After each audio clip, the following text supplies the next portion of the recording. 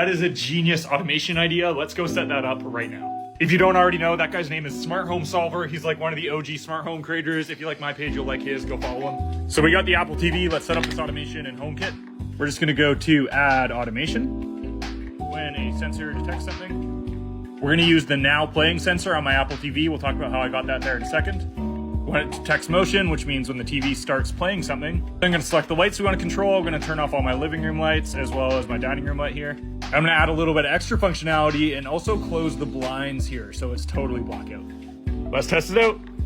All right, we're testing this in real time. We got the office here, we have the dining room light, the living room light. We're gonna hit play. And the lights shut off, all of the blinds start to close, and we are ready to consume some media. This is so sick. We're full blackout, that worked so well. Now check this out, I added the inverse to that. So if I pause, get up to grab a drink or something, all of the lights turn on, and then I play again to watch TV, and all the lights turn off. This is so dope. This is such a good practical automation. Thanks for the idea, Reed. I hope you don't mind me blatantly stealing your idea, but I'm gonna leave that one and use it like every day because it's sick. I actually discovered something really dope while building this automation, so if you're a nerd and want to hear about that, stick around. So by default, you actually can't do much with Apple TVs and HomeKit. You could like play and pause them. You can't use it to trigger automations like I did. But I found this Homebridge plugin called Apple TV Enhanced, which gives you so much functionality.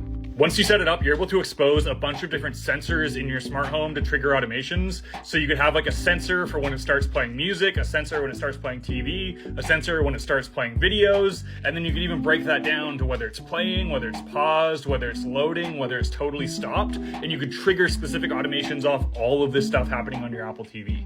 You could even trigger things off like the remote button presses. So like when you're pushing left or menu or play or pause, you could trigger specific automations off the TV remote presses. And even more in depth than that, you could have it trigger a sensor whenever a specific piece of media is playing. Maybe you only want an automation to go off when you're playing The Office, but other than that, you don't want to worry about it.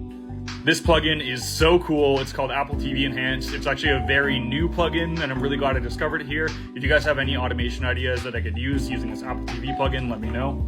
For context, for this automation, I only had the one sensor enabled for whether or not the Apple TV is playing.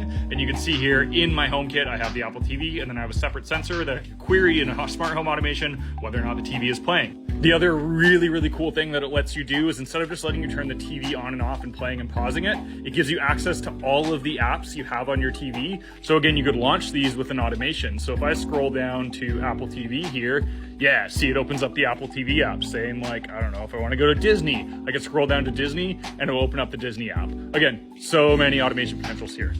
Love that automation and love the Homebridge plugin I discovered even more. Excited to play with that more. If you guys have any ideas, let me know in the comments. Other than that, catch you in the next video.